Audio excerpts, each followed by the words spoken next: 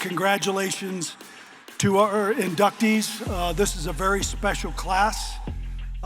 We hold this every year, and there's incredible stories about this group. We have 3 big-time football players that are in this class. 2 of them I recruited. Charles Davis, I didn't recruit you. You're a little older than me, but we're glad you're in this class. Greg Biekert and Jay Leuenberg, 2 of our greats. We have 2 track and field stars, Jane Frederick and Yolanda Johnson, in this class. We have 2 incredible skiers, Jimmy Griffith and Maria Grevsgaard, 1 gymnast, Debbie WILLCOX Mills, and one of our great administrators that worked on our campus and was one of my predecessors, Dick THARP. And I think we all know that this is the 50th year of Title IX, and this is by far the biggest class we've had with women inductees, and something we're really proud of. We also have 2 Hall of Honor inductees, 2 great buffs, Jim Hansen, Rhodes Scholar, and Dr. Eric McCarty, who's done surgery on half this room. Also new this year, we launched a new wing in our Hall of Fame.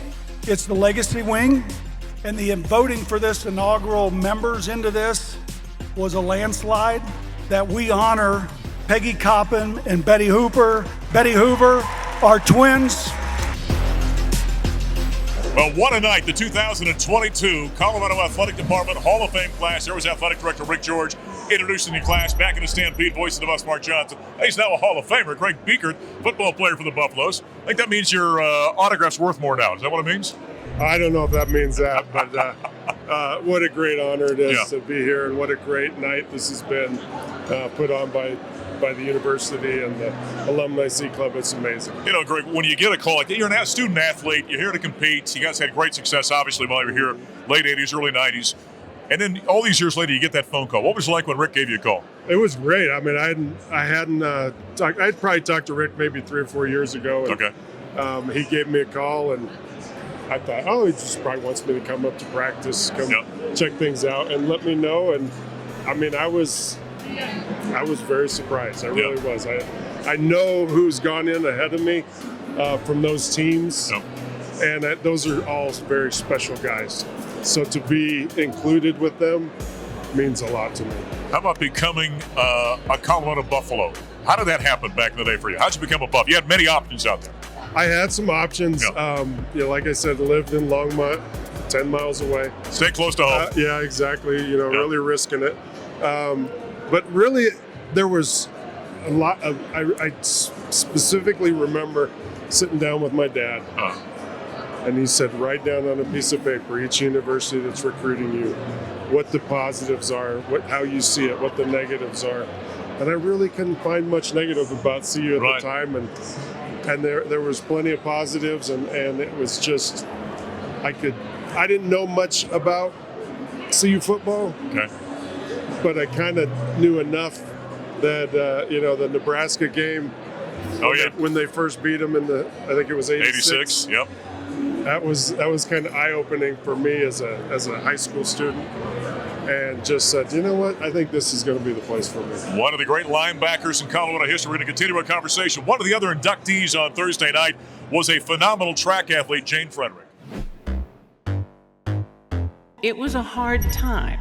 And even my boyfriend, who was a very nice man, but young guy, looked at me when I was working out in the field house while the team was cooling down there on a snowy day and said, are you still doing that running thing? So it was tough. There were moments when I didn't have a place to belong. But I have to tell you, there's a man in the room right over there. When I was so young, and I had no one to train with, and the great Bill Marolt said yes. I was allowed to have a place to belong, even though he knew and I knew come February I had to move over to track again. I cannot thank you enough for making me feel so welcome, so much a part of a family I didn't know I had. I cannot begin to tell you how much it's wonderful to find a home. Great comments there from Jane Frederick, a Hall of Famer. We continue with the Hall of Famer, Greg Biekert. A couple of guys that were influential in your life. Obviously, Bill McCartney. What was special about Bill McCartney you took away from playing for him? Coach Mack, I mean, his dedication, I mean, the type of man he is, really showed through in his coaching, and he expected a lot of his players. I mean, on and off the field. I mean, he would, not really pull any punches. What he expected of his athletes off the field. Yeah. And you knew, what he expected on the field because you were at practice every day and you saw it firsthand. And he ran such a strict program, but it wasn't in a way that you felt like he was, overpowering. And right. You knew he wanted it for the success of the program. And I think guys bought into that. They caught on to his vision of what CU football could be. Greg told a great story during this induction speech. You were an outside linebacker playing behind Canavis McGee and Alfred Williamson. I'm not sure you can see the field. And then another guy that's been incredibly influential, Brian Cabral.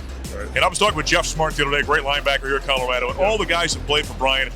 What is it about Brian Cabral that has resonated with all of you guys? I mean, I don't talk to a linebacker that doesn't rave about what Brian has meant in their life. I think Brian's been probably, of all the linebackers that played here, probably one of the bigger influences on all of their lives. Even while they were here, but even afterwards, and he just has a way of kind of getting into your heart and getting into your soul. Yeah. And he's kind of like a father figure. You don't want to lose that relationship just because you're done playing here. Yeah. And you want to keep that going and keep that relationship going. I mean, he's a special man and was a very good linebacker. Yeah, no doubt about that. This guy here was a pretty good one, too. Played on a national championship team, 11 years in the NFL. Now a Hall of Famer. Congratulations. Thanks. All right. Appreciate it. The great Greg Biekert, inducted on Thursday night in the 2022 Hall of Fame class. As we put a wrap this week in the Buffalo Stampede, I'm voice of the Buffs, Mark Johnson. Thanks for joining us. We'll talk to you next time.